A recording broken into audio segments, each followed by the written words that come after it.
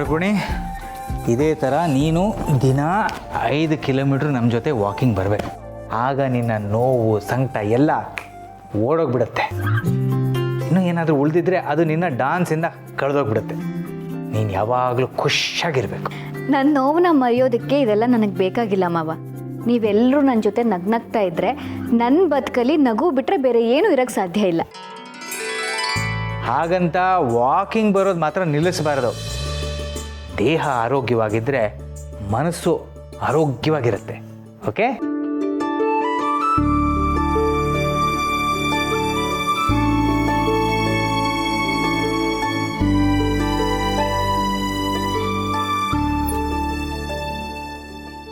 ಏನು ಮೇಡಮ್, ಏನೋ ಹೇಳ್ತಿದ್ರಿ, ಇವರೆಲ್ಲ ನಿಮ್ಮ ಜೊತೆ ಇದ್ರೆ ನಗ್ನಗ್ತಾನೇ ಇರ್ತೀನಿ ಅಂತ.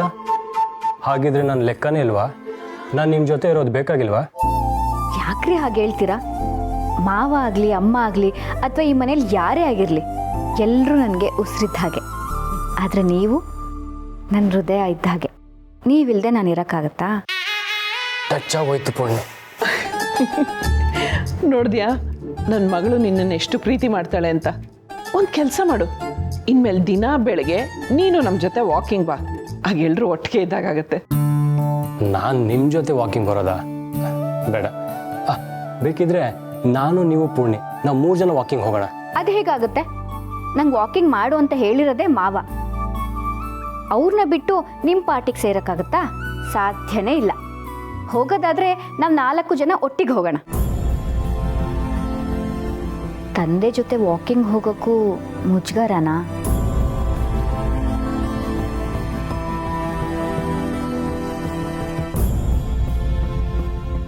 ಇದೆಲ್ಲ ಇನ್ನು ಎಷ್ಟು ದಿನ ಅವಿ? ಅವ್ರ ಬಗ್ಗೆ ನಿನಗೆ ಒಳ್ಳೆ ಅಭಿಪ್ರಾಯ ಇದೆ, ಗೌರವ ಇದೆ, ಅವ್ರು ಹೇಳೋ ಮಾತನ್ನೆಲ್ಲ ಕೇಳಬೇಕು ಅನ್ನೋ ಮನಸ್ಸು ಇದೆ. ಆದರೆ ಅದ್ರ ಜೊತೆ ಈ ಕೋಪ ಇನ್ನೂ ಯಾಕೆ ಹಾಗೆ ಇದೆ? ನಿನ್ನ ಕೋಪ ಕಡಿಮೆನೇ ಆಗಲ್ವಾ? ಆಗಲ್ಲ ಅನ್ಸುತ್ತೆ. ಬೇರೆ ಎಲ್ಲ ವಿಷಯದಲ್ಲೂ ನಾನು ಅವ್ರನ್ನ ಒಪ್ಕೋಬೋದು. ಈ ಪ್ರಪಂಚದ ಕಣ್ಗೆ ಅವ್ರು ಒಳ್ಳೆಯವ್ರಾಗೆ ಕಾಣ್ಬೋದು. ಆದರೆ ನನ್ನ ಮನಸ್ಸು ಅವ್ರನ್ನ ಕ್ಷಮಿಸ್ತಾ ಇಲ್ಲ. ನನ್ನ ಹೆತ್ತ ತಾಯಿನ ನನ್ನಿಂದ ಕಿತ್ಕೊಂಡವ್ರನ್ನ ನಾನು ಹೇಗೆ ತಾನೇ ಕ್ಷಮಿಸೋಕ್ಕಾಗತ್ತೆ ಹೇಳಿ? ರೀ,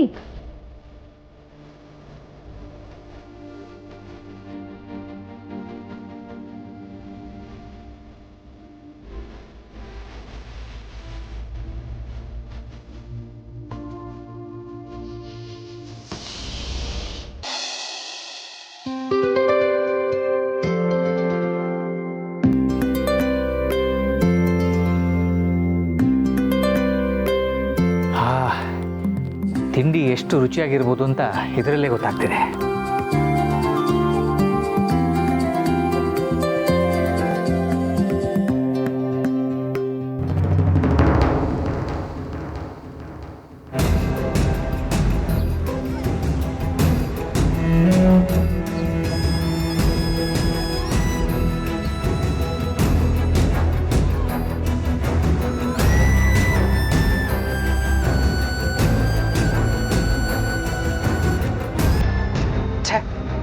ಈ ಚೇರ್ ಮೇಲೆ ಯಾರು ನೀರು ಚೆಲ್ಲಿದ್ದು ನೋಡ್ಕೊಳಕ್ಕಾಗಲ್ವಾ?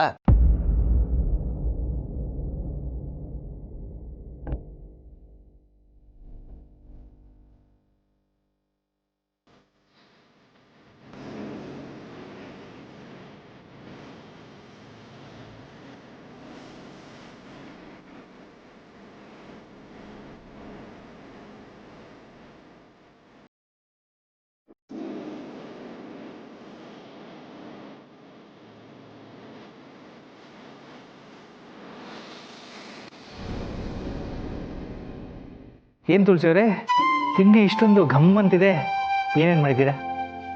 ಇದನ್ನ ನಮ್ಮ ಮಗಳು ಮಾಡಿದ್ದು. ಹೌದಾ?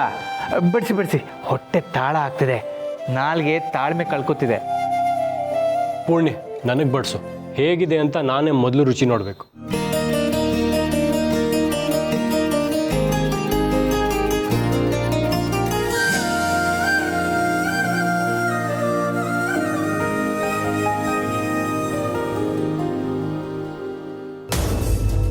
ದೀಪಿಕಾ ಏನು ನೋಡ್ತಾ ಇದೆಯಾ?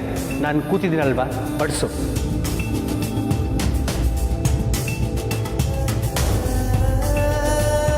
ಪುಣ್ಯ, ಅವನಿಗೂ ಬಡಿಸು.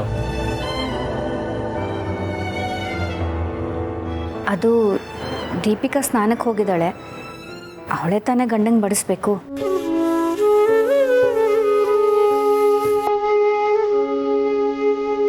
ಎಲ್ಲರ ಜೊತೆ ನಾನು ಕೂತಿದ್ದೀನಲ್ವಾ, ನನಗೂ ಬಡಿಸ್ಬೋದಲ್ವಾ? ಹಶ್ವಾಗ್ತಿದೆ.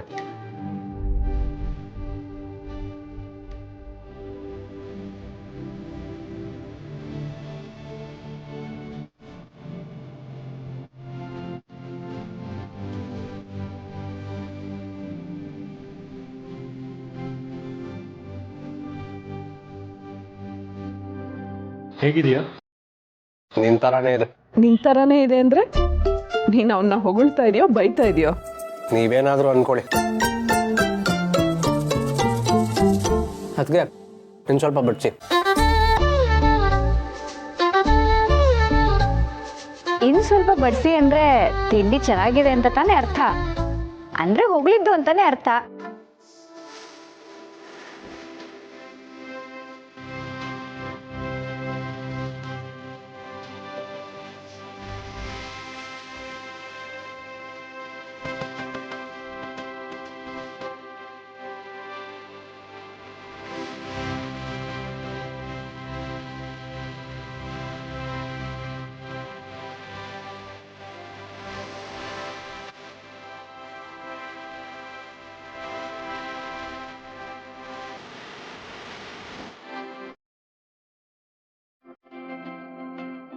ಮಾಧವ್ ಅವರೇ, ಹಶ್ವಾಗಿದೆ ಅಂದರೆ ಏನು ತಿಂದೇ ಇಲ್ಲ.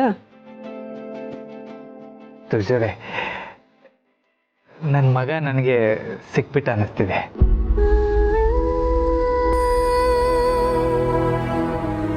ಆ ಖುಷಿಗೆ ಹೊಟ್ಟೆನೇ ತುಂಬೋಯ್ತು.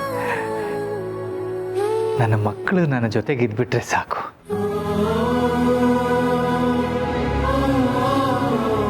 ನನಗೆ ಹಸಿವು, ನೋವು, ನಿದ್ದೆ, ಸಂಕಟ ಇದ್ಯಾವುದು ಗಮನಕ್ಕೆ ಬರಲ್ಲ.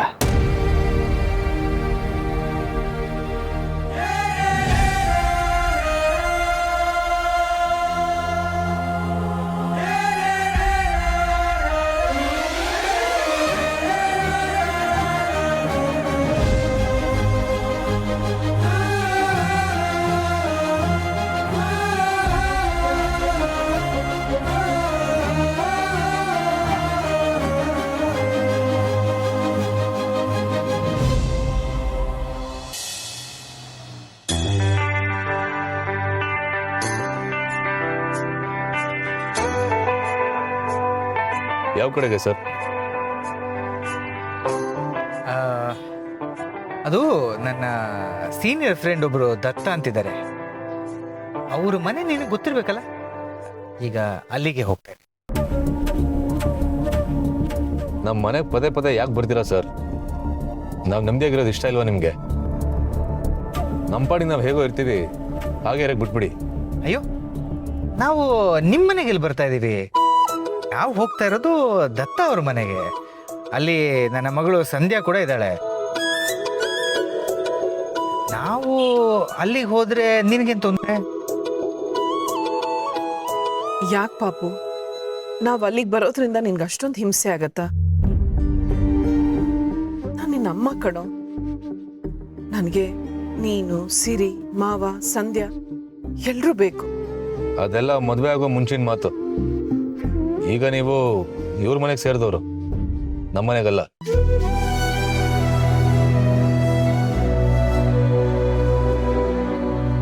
ತುಳಸಿಯವರು ಮದುವೆ ಆದ್ರು ಅನ್ನೋ ಒಂದೇ ಕಾರಣಕ್ಕೆ ನಿಮ್ಮ ಸಂಬಂಧಗಳು, ನಿಮ್ಮ ಪ್ರೀತಿ ಎಲ್ಲ ಹೊರಟೋಗುತ್ತಾ?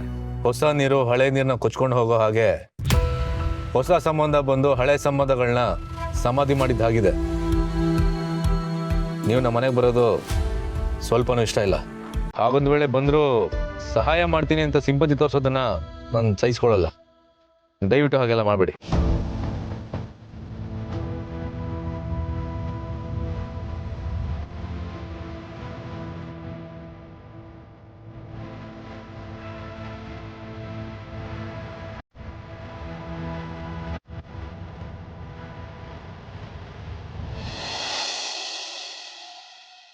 ರೀ, ನಿಮಗೆ ಮಾವನ ಮೇಲೆ ಯಾಕೆ ಸಿಟ್ಟು? ಆಗಲೇ ಹೇಳಿದ್ನಲ್ಲ, ಅವರು ನಮ್ಮ ಅಮ್ಮನ್ನ ಕಿತ್ಕೊಂಡವರು ಅಂತ. ಅವ್ರು ನಿಮ್ಮಿಂದ ಏನು ಕಿತ್ಕೊಂಡ್ರು ಅನ್ನೋದು ಮಾತ್ರ ಯೋಚನೆ ಮಾಡ್ತೀರಾ, ಆದರೆ ಅವ್ರು ನಿಮಗೆ ಏನು ಕೊಟ್ಟರು ಅನ್ನೋದು ಮಾತ್ರ ಯಾಕೆ ಯೋಚನೆ ಮಾಡಲ್ಲ? ಅವ್ರು ನಮಗೇನು ಕೊಟ್ಟಿದ್ದಾರೆ? ಜೀವನ. ಅವ್ರು ನಿಮಗೆ ಜೀವನನೇ ಕಟ್ಕೊಟ್ಟಿದ್ದಾರೆ. ಅವ್ರು ಇಡೀ ಜೀವನ ನಿಮಗೋಸ್ಕರ ತ್ಯಾಗ ಮಾಡಿದ್ದಾರೆ, ನಿಮ್ಮ ಭವಿಷ್ಯಕ್ಕೋಸ್ಕರ ದುಡ್ದಿದ್ದಾರೆ, ನೀವು ಚೆನ್ನಾಗಿರಲಿ ಅಂತ ಇಷ್ಟೆಲ್ಲ ಆಸ್ತಿ ಮಾಡಿದ್ದಾರೆ. ಅದನ್ನು ಪ್ರತಿಯೊಬ್ಬ ತಂದೆನೂ ಮಾಡೇ ಮಾಡ್ತಾರೆ. ತಂದೆ ಆದವ್ರ ಕರ್ತವ್ಯ ಅದು. ಆಯಿತು, ಕರ್ತವ್ಯಕ್ಕೋಸ್ಕರನೇ ಅವ್ರು ಇದನ್ನೆಲ್ಲ ಮಾಡಿದ್ದಾರೆ ಅಂದ್ಕೊಳ್ಳೋಣ. ಆದರೆ ಮಗನಾಗಿ ನೀವು ಅವ್ರಿಗೇನು ಮಾಡಿದ್ದೀರಾ? ಮಕ್ಕಳಿಗೋಸ್ಕರ ಭವಿಷ್ಯ ಕಟ್ಕೊಡೋದು ತಂದೆ ಕರ್ತವ್ಯ ಅನ್ನೋದಾದರೆ, ತಂದೆನ ಖುಷಿಯಾಗಿ ಇಟ್ಕೊಳ್ಳೋದು ಮಕ್ಕಳ ಕರ್ತವ್ಯ ಅಲ್ವಾ? ಒಂದು ಆಕ್ಸಿಡೆಂಟಿಂದ ನಿಮ್ಮ ತಾಯಿನ ಕಳ್ಕೊಂಡು ನೀವು ಎಷ್ಟು ದುಃಖ ಪಡ್ತಿದ್ದೀರೋ, ಅದೇ ಥರ ಹೆಂಡತಿನ ಕಳ್ಕೊಂಡು ಮಕ್ಕಳ ಪ್ರೀತಿನ ಕಳ್ಕೊಂಡು ಅವರು ಅಷ್ಟೇ ದುಃಖ ಪಡ್ತಿದ್ದಾರೆ ಅಲ್ವಾ? ಆದರೆ ಅವ್ರ ದುಃಖನೂ ಲೆಕ್ಕಿಸದೆ ತಣಿವಿಲ್ಲದೆ ನಿಮಗೋಸ್ಕರ ದುಡ್ತಿದ್ದಾರೆ. ಈಗ ತುಳಸಿ ಅಮ್ಮನಿಂದ ನಿಮಗೆ ತಾಯಿ ಪ್ರೀತಿ ಸಿಗ್ತಿದೆಯಲ್ಲ, ಅದು ಅವರು ತುಳಸಿ ಅಮ್ಮನ ಮದುವೆ ಮಾಡಿಕೊಂಡು ಈ ಮನೆ ಕರ್ಕೊಂಡು ಬಂದಿದ್ದಕ್ಕೆ. ನಿಜ ಹೇಳಿ, ನೀವು ಮತ್ತೆ ನಿಮ್ಮ ತಾಯಿನ ತುಳಸಿ ಅಮ್ಮನಲ್ಲಿ ನೋಡ್ತಿಲ್ವಾ?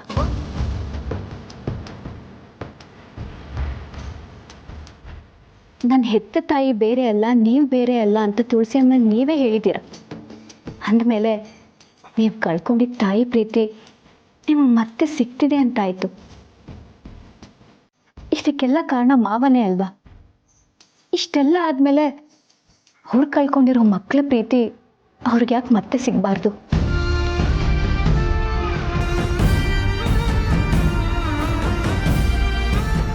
ಸರಿ, ನನಗೆ ಟೈಮ್ ಆಯಿತು, ನಾನು ಹೊರಡ್ತೀನಿ.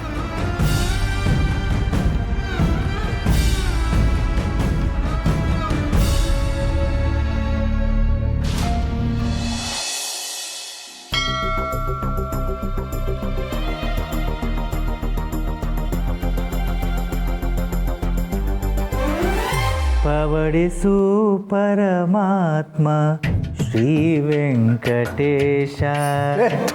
ಯಾರದು ಅಪಸ್ವರ? ದತ್ತ. ಮಾಧವ, ಗೊತ್ತಿತ್ತು ಅದು ನಿಂದೇ ಕಂಠ ಅಂತ. ಅರೆ, ಏನಿದು ಆಶ್ಚರ್ಯ! ಅಪ್ಪ ಅಮ್ಮ ಮಗ 3 ಜನ ಬಂದ್ಬಿಟ್ಟಿದ್ದೀರಾ ಇವತ್ತು. ಯಾರಿಗೆ ಮಗ? ಅತಿಯಾಗಿ ಮಾತಾಡ್ಬೇಡ. ದಂಡ್ಪಿಂಡ, ಇದು ನಿನ್ನ ಮನೆಯೇ ಅಲ್ವೇನೋ? ನಿನ್ನ ಮನೆಗೆ ನೀನೇ ಅವ್ರನ್ನ ಕರ್ಕೊಂಡು ಬಂದಿದ್ದೀಯಾ ಅಂತಂದಮೇಲೆ ಹೆಚ್ಚು ಖುಷಿ ಪಡಬೇಕಲ್ವಾ? ಇವ್ರ ಸಂಬಂಧಿಕರು ಮನೆಗೆ ಹೋಗಬೇಕು ಅಂತಂದ್ರೂ ಕರ್ಕೊಂಬಂದಿದ್ದೀನಿ ಅಷ್ಟೇ. ಇವ್ರು ಸಂಬಳ ಕೊಡೋರು ಅವ್ರು ಏನು ಹೇಳ್ತಾರೋ ಅದನ್ನು ಮಾಡ್ತೀನಿ. ಸಂಬಂಧ ಬೆಳೆಸ್ತಾ ಕೂರಲ್ಲ. ಆಯ್ತು ಬಿಡು ಸಮರ್, ಮನೆಗೆ ಬರ್ತಿದ್ದಾಗೆ ಮಾತಿಗೆ ಮಾತು ಬೆಳೆಸೋದು ಯಾಕೆ?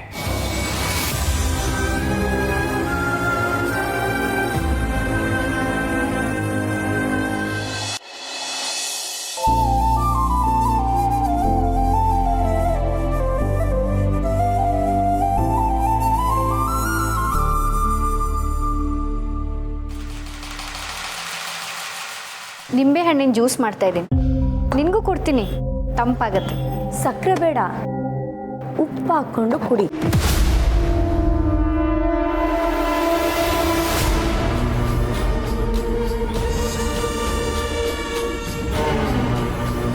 ಏನು ಗೆದ್ವಿ ಅಂತ ಎಲ್ಲರೂ ಬೀಗ್ತಾ ಇದ್ದೀರಾ?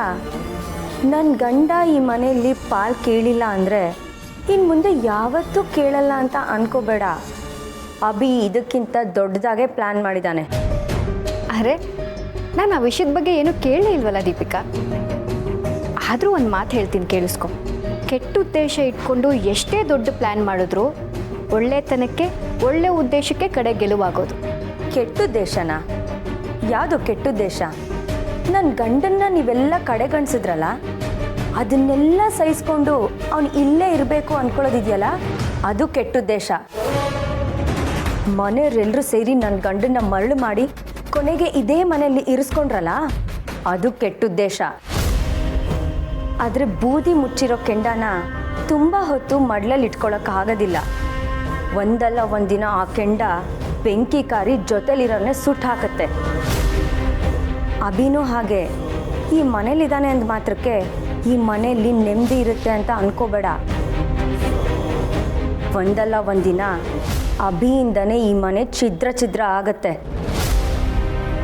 ಇಂಥ ದ್ವೇಷ ನಿನಗೆ ಯಾಕೆ ಬಂತು ದೀಪಿಕಾ? ಈ ಮನೆ ಸೊಸೆ ನೀನು. ಈ ಮನೆಗೆ ಒಳ್ಳೇದಷ್ಟೇ ಯೋಚನೆ ಮಾಡಬೇಕು. ಅದು ಬಿಟ್ಟು ಈ ಮನೆ ಒಡೆಯೋ ಬುದ್ಧಿ ನೀನು ಯಾಕೆ ತೋರಿಸ್ತಿದ್ಯಾ? ಈ ಮನೆಗೆ ನಾನು ಸೊಸೆ ಆಗಿದ್ದೆ ಅಭಿಗೆ ಹೆಂಡತಿ ಆದಮೇಲೆ. ನನ್ನ ಗಂಡನ್ನ ಮೂಲೆ ಗುಂಪು ಮಾಡಿ ನಿನ್ನ ಗಂಡ ಅಧಿಕಾರವನ್ನೆಲ್ಲ ಪಡ್ಕೋಬೇಕು ಅಂತ ನೋಡ್ತಿದ್ರೆ ನಾನು ನೋಡಿಕೊಂಡು ಸುಮ್ಮನೆ ಇರಬೇಕಾ? ನನ್ನ ಗಂಡ ಯಾವತ್ತೂ ಆ ಥರ ಹೇಳಿಲ್ಲ. ಪೂರ್ತಿ ಆಸ್ತಿನೂ ಅಭಿನೇ ಇಟ್ಕೊಳ್ಳಿ ಅಂತಲೇ ಹೇಳಿದ್ದು. ಅದನ್ನೇ ನಾನು ಹೇಳ್ತಿರೋದು. ಇಂಥ ಮಾತುಗಳನ್ನ ಆಡಿ ನನ್ನ ಗಂಡನ್ನ ಮರಳು ಮಾಡಿದ್ರಿ ಅಂತ. ನೀನೊಂದು ಮಾತು ನೆನ್ಪಿಟ್ಕೊ. ಅಭಿ ಈ ಮನೇಲಿರೋದ್ರಿಂದ ಈ ಮನೆ ನೆಮ್ಮದಿನೇ ಹಾಳಾಗಿ ದೊಡ್ಡ ಬಿರುಗಾಳಿನೇ ಹೇಳುತ್ತೆ. ಮನೆ ಭಾಗ ಆಗಿ ಈ ಮನೆ ವಿಷಯನ ಬೀದಿಲಿರೋರೆಲ್ಲ ನಿಂತು ಮಾತಾಡೋ ಹಾಗಾಗತ್ತೆ. ಇದೆಲ್ಲ ಆಗೋಕ್ಕೆ ಜಾಸ್ತಿ ದಿನ ಏನು ಬೇಕಾಗಿಲ್ಲ. ಇನ್ನೊಂದು 30 ದಿನದಲ್ಲಿ ನಾನು ಹೇಳಿರೋದೆಲ್ಲ ಆಗಲಿಲ್ಲ ಅಂದರೆ ನಿನ್ನ ಕಾಲು ಹೊತ್ಕೊಂಡು ನಿನ್ನ ಸೇವೆ ಮಾಡ್ಕೊಂಡು ಇದ್ಬಿಡ್ತೀನಿ. ನಿನ್ನ ಹತ್ರ ಸೇವೆ ಮಾಡಿಸ್ಕೊಳ್ಳೋ ಕೆಟ್ಟ ಆಸೆ ನನಗಿಲ್ಲ ದೀಪಿಕಾ. ಇನ್ನು 30 ದಿನ ಅಂತ ಹೇಳಿದ್ಯಲ್ಲ, ಕಡೆ ಪಕ್ಷ ಅಲ್ಲಿವರೆಗಾದರೂ ಆರಾಮಾಗಿರು. ತಗೋ, ಉಪ್ಪು ಹಾಕಿರೋ ಜ್ಯೂಸು ಆ್ಯಸಿಡಿಟಿಗೆ ಒಳ್ಳೆಯದು. ಹಾಗಾದರೂ ನಿನ್ನ ಉರಿ ಕಮ್ಮಿ ಆಗಲಿ.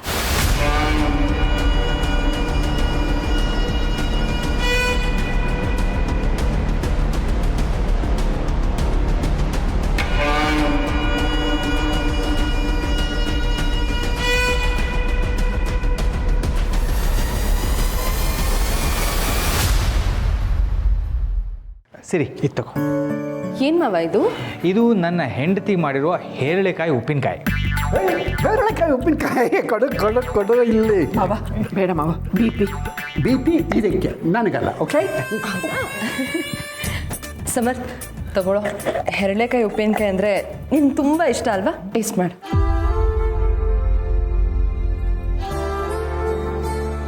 ಅವನಿಗೆ ಹೆರಳೆಕಾಯಿ ಉಪ್ಪಿನಕಾಯಿ ಅಂದರೆ ತುಂಬಾ ಇಷ್ಟ. ತಿನ್ನೋದಕ್ಕೆ ಬಿಗುಮಾನ ಅಷ್ಟೆ.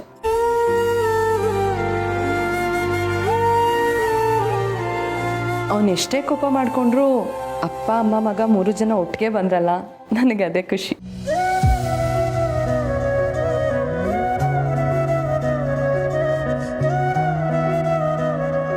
ಯಾಕೆ ತುಳಸಿ, ಏನಾಯ್ತು?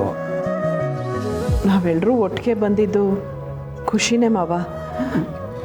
ಅವನು ನಮ್ಮ ಜೊತೆ ಮಗನಾಗಿ ಬಂದಿದ್ರೆ ಎಷ್ಟು ಚೆನ್ನಾಗಿರ್ತಿತ್ತು ಅಂತ ಯೋಚನೆ ಮಾಡ್ತಾಯಿದ್ದೆ.